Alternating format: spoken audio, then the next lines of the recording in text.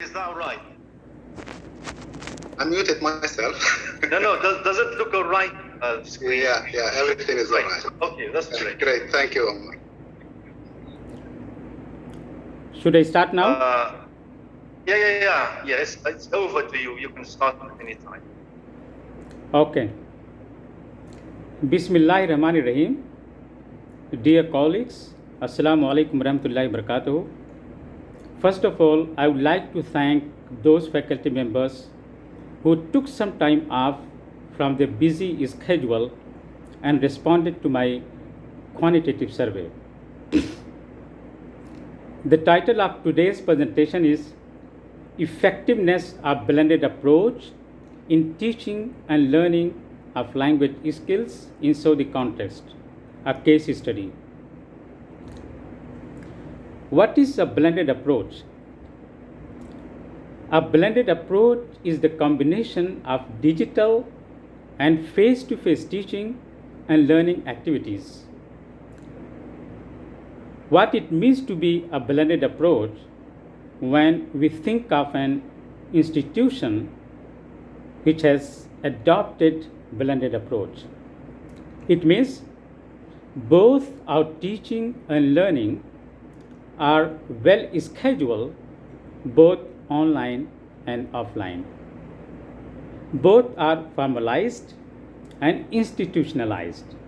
In other words, the institution is taking initiative to buy some of the most modern e-learning platforms and train their teachers to customize their teaching materials according to the needs and the proficiency level of the learners, and then to upload these teaching materials on these e-learning platforms. Based on experience and empirical findings, a blend might be a synthesis of 70% face-to-face and 30% digital or vice versa. The ratio of blend really depends on the situation. If the situation demands, like during coronavirus, there should be a blend of 70% digital and 30% virtual, and 30% face-to-face teaching, then we should go ahead. So this totally depends on the situation. This way we can say virtual and face-to-face teaching and learning of language skills should not be considered as rivals but two different complementary approaches. Move to the third slide, our perceptions.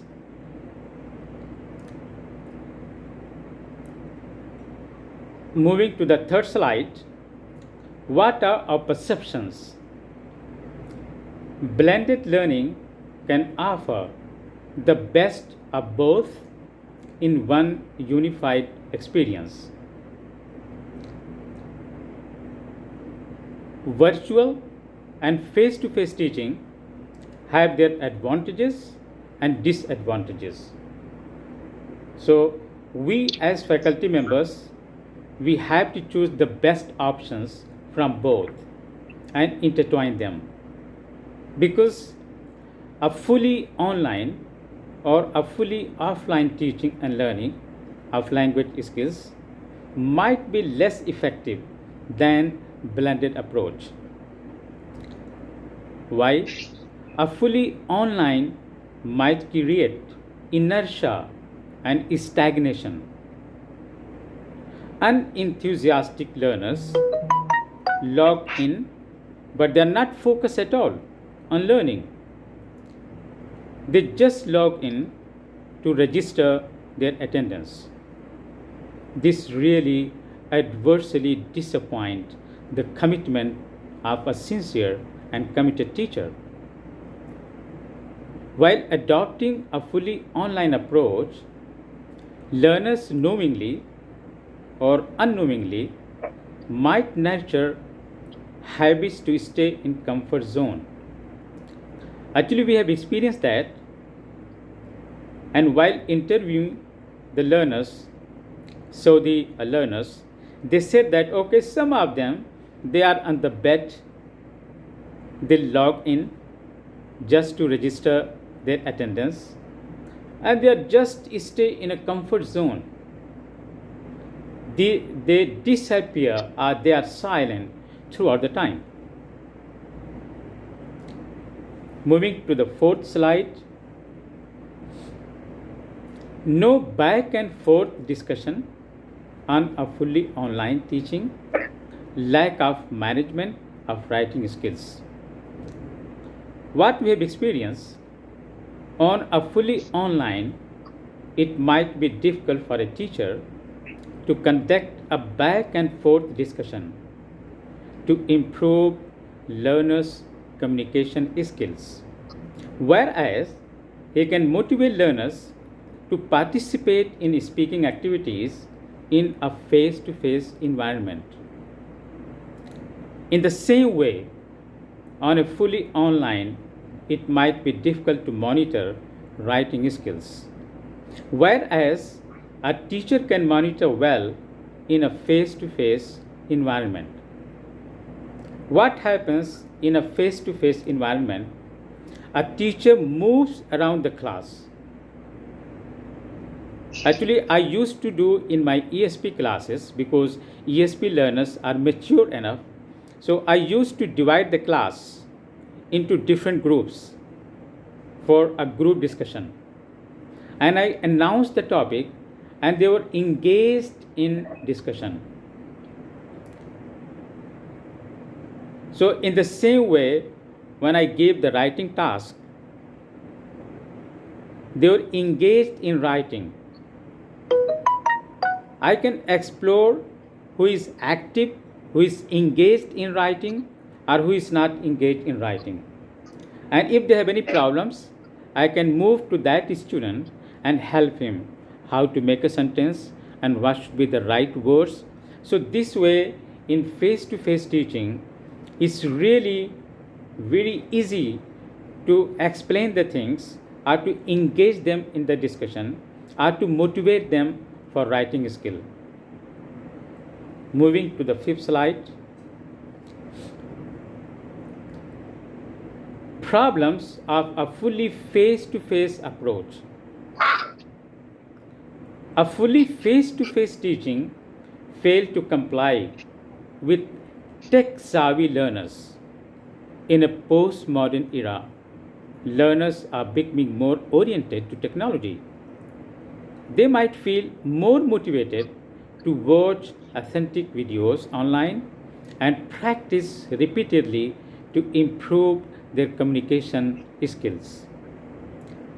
Especially the most motivated learners can feel extremely happy to navigate online resources to hone their language skills, especially accentual patterns.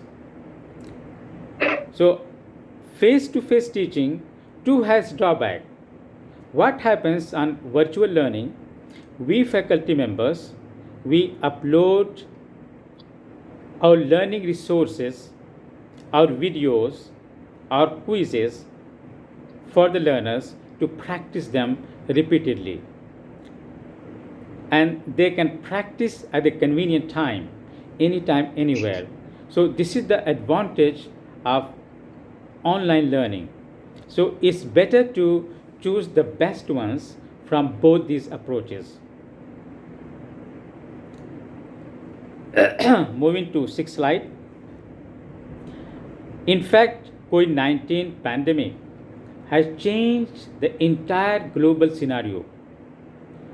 It has adversely affected every sphere of human life, including pedagogical system. It left us with no option except to do things online. Therefore, a fully online teaching and learning have become our compulsion. Fully online approach has completely replaced our face-to-face teaching. Thanks to internet accessibility and the Kingdom of Saudi Arabia, it has taken a very right step on a very right time and trained its faculty members to teach fully online. Without it, the entire pedagogical system would have been possibly collapsed. A historical perspective. Moving to the next slide. We human beings have been used to traditional face to face teaching since the time immemorial. Back in 2012, we experienced blended learning and blended approach, integrating EMS in our face to face teaching. Language labs were made available, and a beautiful Rosetta was installed as robust support for teaching and learning of language skill. To be on the lighter note, some of our faculty members, they were fascinated towards Rosetta. They misconceived that, okay, it might be a beautiful lady, but they came to know that it was none other than a software. So we were really disappointed. Anyhow, we customized and uploaded our teaching materials on EMS, electronic management system, that survived hardly for 2 years and then vanished forever, all of a sudden. But more sour than sweet memories do exist in our hearts with Professor Hashim.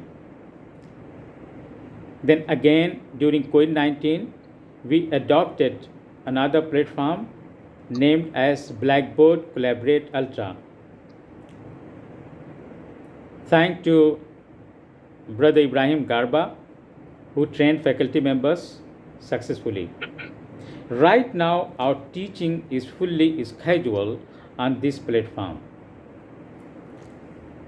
Moving to slide 8. Hope with the arrival of vaccines, we will bid farewell to this pandemic virus soon, inshallah, moving towards a blended approach. In Saudi context, we cannot ignore either of them. Blended approach is exceptionally effective in both teaching and learning of language skills. I have conducted a mini-school survey to explore the real feedback and observations of both teachers and students in the kingdom. And here we have the result. This is the survey result. This survey was conducted on teachers, and here is the result. In response to the first statement, unenthusiastic learners get more chances to become abysmally passive in a fully online class. 95% teachers, they approved, they said it's right, absolutely correct. Because those who are not motivated to learn, enthusiastic learner, they just log in and they disappear. In fact, they log in just to register their attendance. So it's very difficult to motivate them. And the teachers in online teaching cannot explore in a big class who is active and who is not active. All of them, they log in, but maybe a few students, they respond to our questions. In response to the second statement, compared to a fully face-to-face, virtual approach facilitate learners beyond boundaries. 95% teachers, they agreed, because what happens in virtual class, if some of the students are unable to appear in the class, somehow, some reasons, they have problems, especially in ESP classes, some of the learners, some of the students, they are doing part-time job. So sometimes actually they disappear. So if we upload our teaching resources quizzes, relevant videos. The learners can learn anytime, anywhere. They can learn at the convenient time. Even the working class learner who are employees anywhere, whenever they have free time, they can open it and they can learn it repeatedly. In response to the third statement, in the face-to-face environment, teachers' body language might enhance learners' learning aptitude. 85% teachers agreed. And we really feel like this. When we move around in a classroom from one corner to another corner, and the learners, they saw the teachers in action, facial expression, paralinguistic features, body language, moving of the hands. So it has its cumulative effect on learners. In fact, teachers' body language has enough components to motivate learners. Even those learners who are stagnant, who are unwilling to learn. This is the benefit of face-to-face teaching and the body language of a teacher. In response to the fourth statement, blended approach gives teacher double platform to contextualize and customize teaching materials. 85% teachers they agreed that if we teachers are using blended approach, we teach online as well as in face-to-face environment, we get double benefit. Because what the learners unable to understand in online classes, they would be able to understand in face-to-face teaching. And we as teachers, we can contextualize and customize according to the needs and according to the proficiency level of learners. In response to the fifth statement, back and forth discussion, group work presentation can be more robust on offline. You can say 100% teachers, 95% teachers they agreed. Because in face-to-face teaching, we teachers can monitor well group discussion, presentation. What happens if we divide the class into different groups? We can see who is actively involved in speaking activities, who is communicating well. And if they have any problems, we can move to them and help them how to speak and what to speak. I used to do in my ESP classes, and really that was very exciting for me, especially when I used to arrange group discussion. Because ESP learners, they were mature enough and they are able to respond to the teacher very well. And sometimes when I arrange presentation, each and every individual has to present, has to give PowerPoint presentation. And that too was very exciting experience. But it might be difficult in online classes. Moving to the slide 10, actually this survey was conducted on Saudi learners. In response to the first statement, compared to an offline, a fully online learning is less effective for Saudi learners. 75% students, they agreed. And really it's very exciting. When I interviewed them, some of them, they said, okay, Doctor, I really want fully online. I said, why? Because they are in the bed. They stay in comfort zone. There is no hassle going to the college. So it's better to be online. Some of them, they feel like this.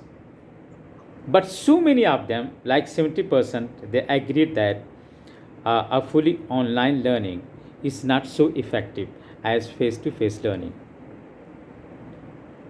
In response to the second statement, unenthusiastic learners get more chances to become abysmally passive while learning fully online.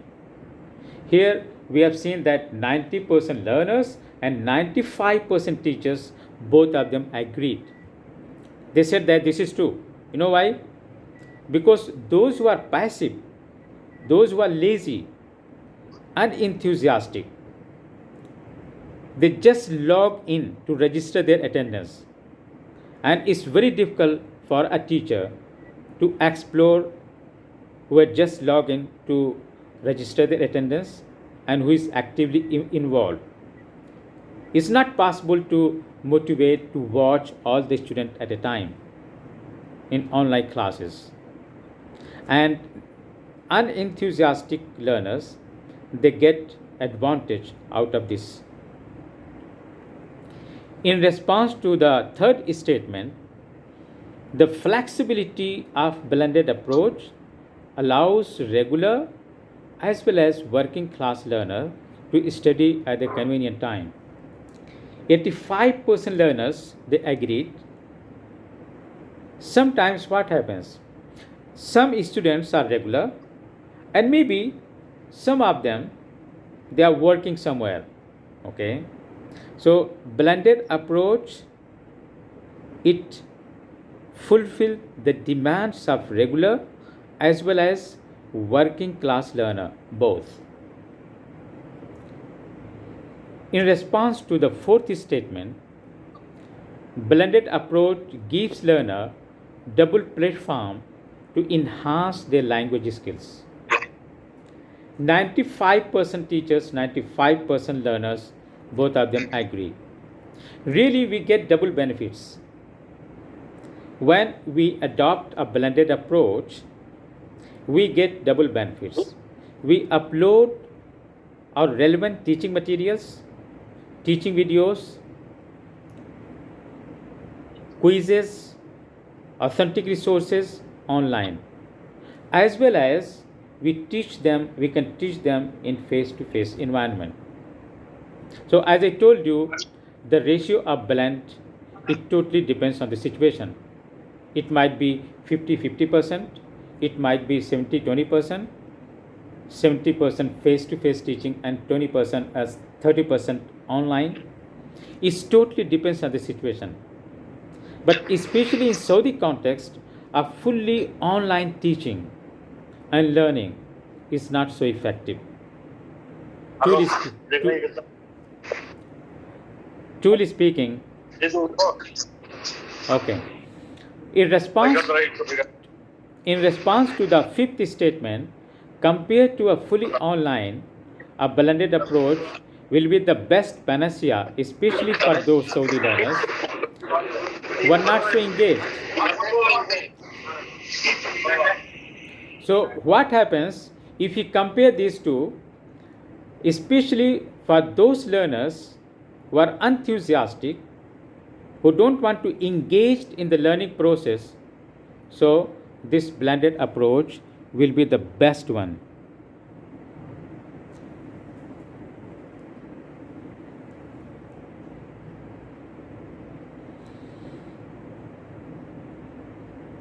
Now next, blended. Professor Jamil, can you hear me? Yes, please. I can hear Unmute you. yourself. Yeah. Could you hear me? Could you hear me, please? Yeah, go ahead. Thank Okay. you. Now the last slide, actually, the last one, slide 11. Blended approach can address the authentication of testing and assessment. Actually, learning and testing, both are intertwined. Both assist each other. For example, if we upload all the quizzes online, so this facilitates learners to cheat. And this demotivates learner indirectly because they think that what is the use of being a serious student in online classes when they can pass the exam with unfair means? So it's better to minimize quizzes and conduct in the campus. It might be in the computer labs or in their smartphones.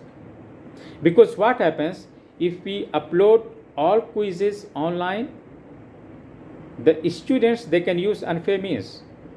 They can call their friends to help.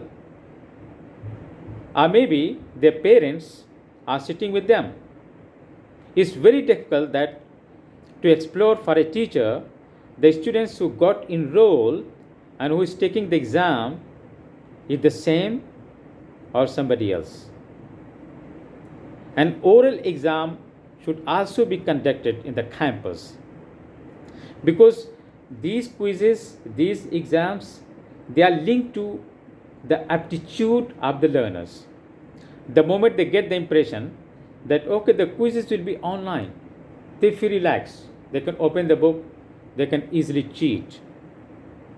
So inshallah, next time we can take care of this, and we can recommend our college to do such steps which are effective in learning language skills.